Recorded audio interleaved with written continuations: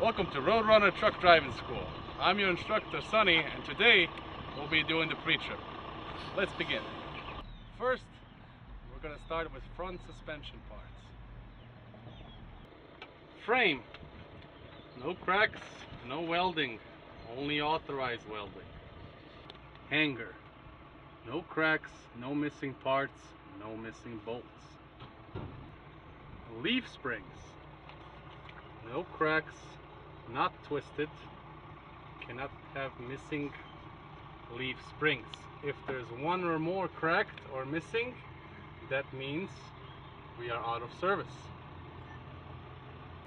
C-clamps. No cracks, no missing parts. U-bolts. No cracks, no missing parts. Saddle. No cracks, no missing parts. Axle. No cracks, no missing parts. Hydraulic shock absorber. No cracks, no oil leaks, properly mounted. And finally, the spring shackle. No cracks, no missing parts. Now for the rear suspension, we have 3 additional parts. Bearing plates. Auxiliary leaf springs. Air bellows. No cuts, no air leaks, properly mounted. Now we have the trailer suspension parts. We have 4 additional parts, and these parts are used to keep the trailer balanced. Tension bar. Stabilizer bar. Torque bar. Equalizer. Now we're going to talk about the steering system parts. Steering wheel. 20 inch in circumference. 2 inches of free play or 10 degrees. No cuts. Properly mounted. In the middle, we have a city horn. Also located on newer models, the air horn. Can only be used in emergency situations or on the highway. Steering column. No cracks, properly mounted. Steering wheel shaft. No bends, no cracks. Greased. U-joint. No cracks, properly greased. Steering gearbox. No leaks of power fluid. No missing parts, no cracks. Pitman arm. No cracks, properly greased. Castle nut and decoder pin. No cracks, properly greased. Drag link. No cracks, no bends, properly greased. Steering ring knuckle. No cracks, properly greased. So, we have a part that's on the inside and we cannot see. It's called a spindle. No cracks, properly greased. Tie rod. No cracks, properly greased. Connected to the tie rod, steering arm. Now, let's go talk about how the air brake system works and the brake components. So how the air brake system works. First, the air compressor pumps air through the air lines into the air storage tank. There are 2 air storage tanks. Each tank is equipped with a drain valve. After each day, the driver must drain the drain valve. The valve protects from too much air pressure. It opens up at 150 psi.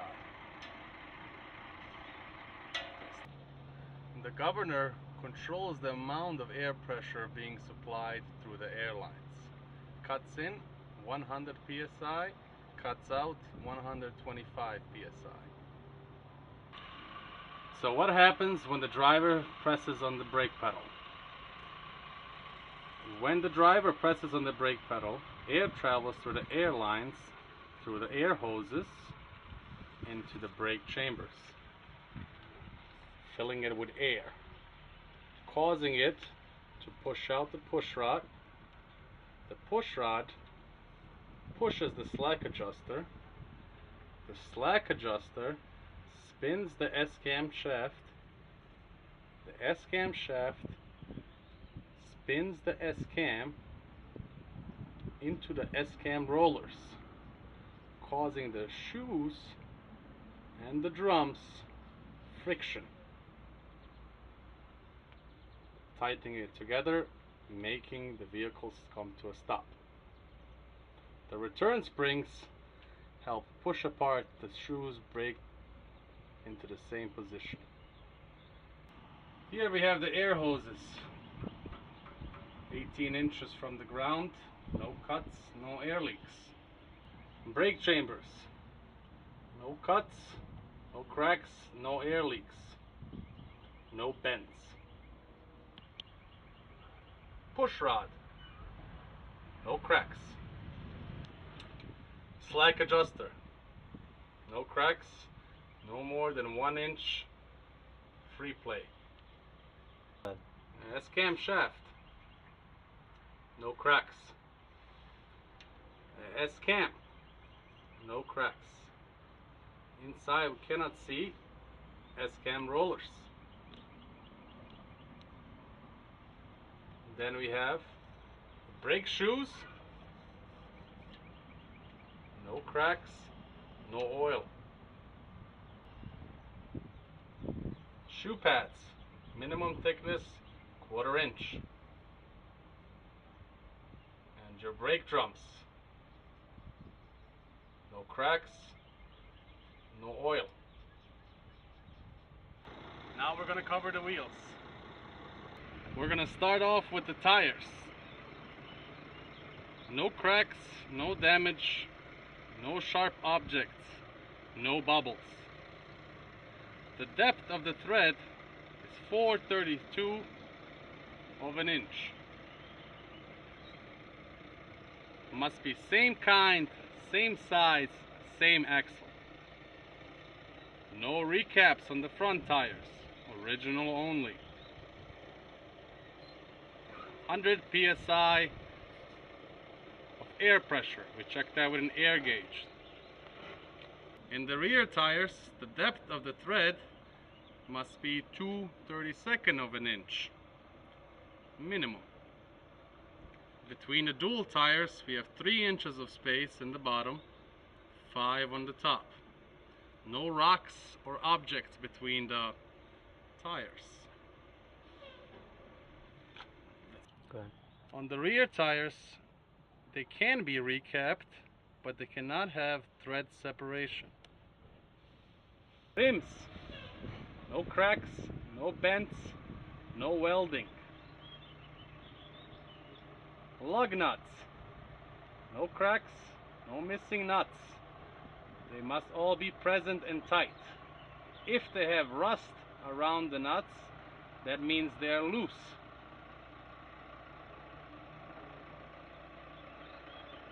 Hub,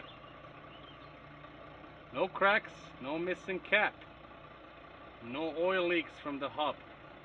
If it's not a glass hub, we have to check for the oil level to be at 1/2. And we check that with our finger. Now behind the hub, we have the axle seal. You cannot see it. Must be properly mounted, no cracks, no oil leaks on the brake shoes, no missing axle seal. This is the 5th wheel. If it's a sliding 5th wheel, it must be locked. Locking arm should be all the way in. Safety locking pin has a cotter pin. Platform must be greased to prevent steering problems. No space between upper and lower 5th wheel. The locking jaws should be all the way around the shank of the kingpin. Now we're going to talk about the front lights. Headlights. No cracks. Clear in color. Properly adjusted. They have two functions, high beam and low beam. Headlights on. Clearance lights on. Headlights off. Signal lights. They have three functions. Left and right turn signals, four-way flashes or hazards, and parking lights. Amber in color, no cracks. Found in the center of the truck, we have the 3 ID lights. Amber in color, no cracks. They indicate the vehicle is 8 feet wide. On the top 2 corners of the truck, we have the clearance lights. Amber in color, no cracks. They indicate the vehicle is 13 feet and 6 inches in height. Now we're here in the back, looking at the rear lights. Very similar to the front. Let's see what we have. Tail lights. 2 on the outside have 3 functions. Turn signals, 4-way flashes, and parking lights. 2 on the inside, 1 function, brake lights. Red in color, no cracks. Here we have the 3 ID lights again. Red in color, they also indicate the tractor is 8 feet wide. Marker lights found on the side of the trailer. No cracks, red in color. License plate light, clear in color, no cracks. DOT bumper prevents small cars from going under. Now we have the pedals. The clutch, the brake, and the accelerator. The brake is also called the service brake, the foot pedal, or the combination brake. They have to have non-skid rubber pads on them. The clutch must go all the way down and return smoothly. The free play of the clutch is 1.5 inches. Service brake must not go all the way down. It should return smoothly. The accelerator has to go all the way down and return smoothly. These are your connectors. We're talking about the airlines first. Blue is service, the red is emergency. They cannot be tangled or twisted. They have to be 6 to 12 inches from the catwalk. No cuts, no air leaks. At the end of the airlines, we have the glad hands. Glad hands properly secured. Soft rubber seal inside, free of any water or debris. At the end of the electrical line, we have the electrical plug. 7 terminals on the inside, no rust or corrosion. Landing legs. Crank needs to be secured. Legs need to be greased, go down and return smoothly. Safe distance between the legs and the tires. Now we have the emergency safety equipment. Starting with the fire extinguisher, must be ABC or BC10, fully charged and dated with a safety pin inside. Then we have 3 reflective red triangles. We also have the 5 electric spare fuses and also the safety seatbelt. Now we have the exhaust system parts. Starting with the exhaust pipe, muffler, tailpipe. Exhaust pipe cannot be touching the fuel tank. No burn spots, cracks, properly mounted. Muffler, no burn spots, no cracks, properly mounted. Tailpipe, no burn spots, no cracks, properly mounted.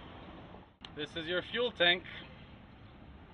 No holes, no rust. The cap must be tight and present. No leaks of diesel. Rubber straps are here to prevent sparks. This is the battery box. No rust around the clamps. No battery fluid leaking. Properly mounted and secured. Let's talk about the 9 tests. Starting with the static air leak test. Engine on. Build the air pressure 100 to 125 psi. Secure the vehicle in first gear. Engine off. Release the clutch. Push to release tractor parking brake. Push to release trailer emergency brake. Wait for air pressure to stabilize 10 to 15 seconds. Do not touch anything. You should not lose more than 3 psi in 1 minute for combination vehicle. Let's do the applied air leak test. Engine on. Build the air pressure 100 to 125 psi. In first gear. Engine off. Release the clutch. Push to release tractor parking brake. Push to release trailer emergency brake.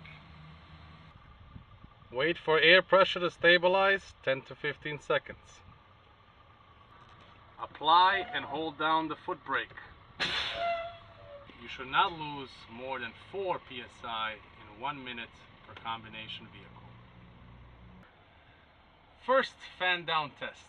Electric light and buzzer test. Engine on. Build the air pressure 100 to 125 psi. Secure the vehicle in first gear. Engine off. Very important to remember, ignition on. Release the clutch. Push to release tractor parking brake. Push to release trailer emergency brake. Fan down on the brake pedal.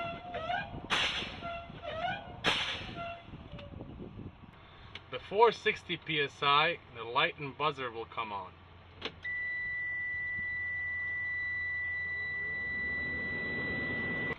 Let's do the second fan down test. Engine on. Build the air pressure 100 to 125 psi. Secure the vehicle in first gear. Engine off. Release the clutch. Push to release tractor parking brake. Push to release trailer emergency brake. Fan down on the brake pedal.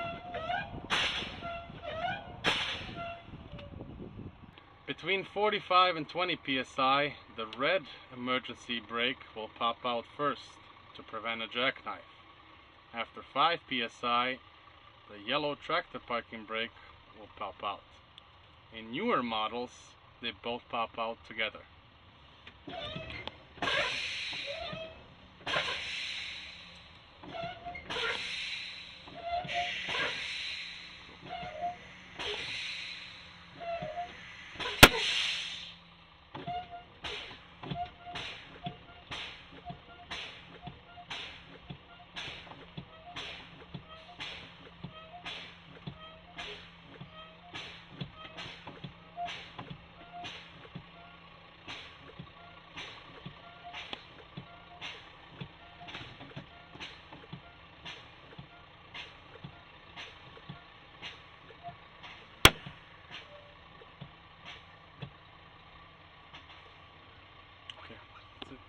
Between 45 and 20 psi, the red emergency brake will pop out first to prevent a jackknife.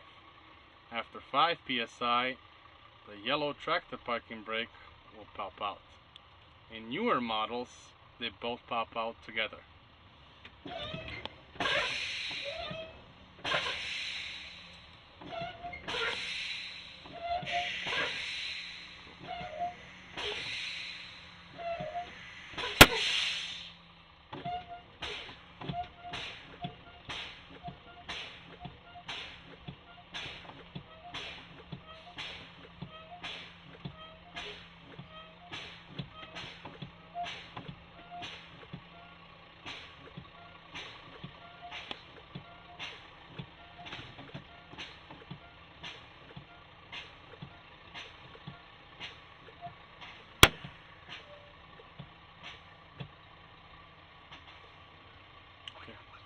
Tractor parking brake test.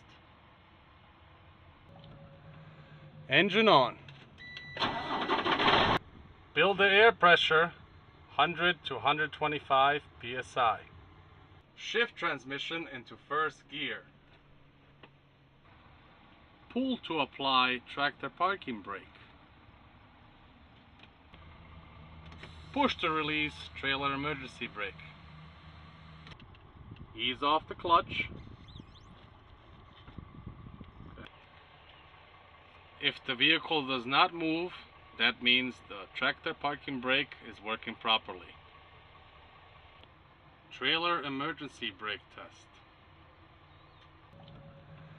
Engine on. Build the air pressure 100 to 125 psi. Shift transmission into first gear. Push to release tractor parking brake. Pull to apply trailer emergency brake. Ease off the clutch. If the vehicle does not move, that means the trailer emergency brakes are working properly. Trailer service brake test, also known as the Johnson bar. Engine on. Apply the clutch all the way down.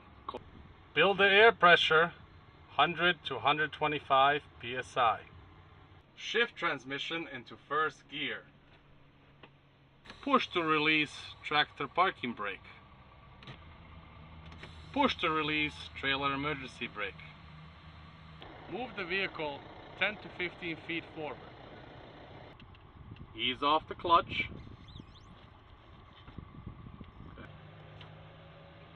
Pull to apply trailer service brake.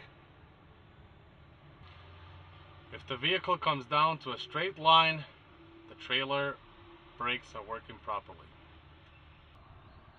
Service brake test. Engine on. Build the air pressure 100 to 125 psi. Apply the clutch all the way down. Shift transmission into first gear. Push to release tractor parking brake.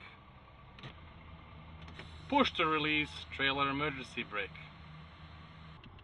Ease off the clutch. Move the vehicle 10 to 15 feet forward. Apply and hold down the foot brake. Okay. If the vehicle comes to a complete stop without moving side to side, combination brakes are working properly. If it does move side to side, there are 3 possible problems: brake side of adjustment, low air pressure in the tires, or suspension problem.